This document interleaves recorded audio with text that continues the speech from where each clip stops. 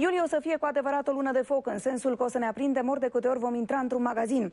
La 2 zile după majorarea TVA-ului, din zecile de mii de produse de pe rafturile hipermarketurilor, doar câteva sute au rămas cu prețurile neschimbate. Este vorba despre alimentele de bază. În toate hipermarketurile, aproape toate prețurile vor crește cu 4,2%. Scapă deocamdată alimentele de bază și cele sub marcă proprie. Cei de la Bila și Real au creat o gamă de câteva sute de produse pentru care tarifele rămân mici.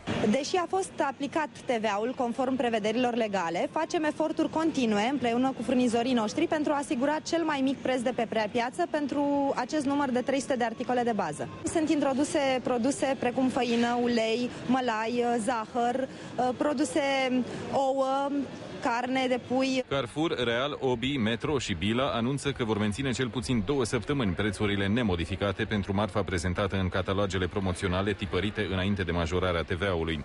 În altă ordine de idei, zilele acestea se va duce un adevărat război între comercianți și producători. Și dau un discount mai mare, noi păstrăm aceleași prețuri.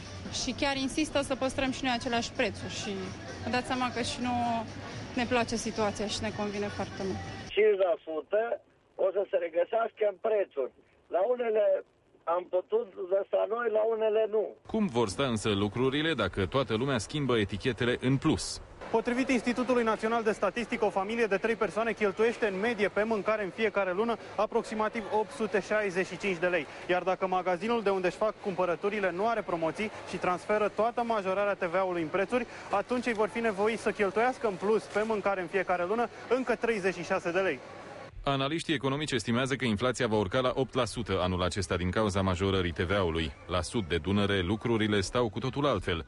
Prin comparație cu ce se întâmplă la noi, în Bulgaria este veselie. TVA-ul este de 20%, așa că alimentele lor sunt mult mai ieftine.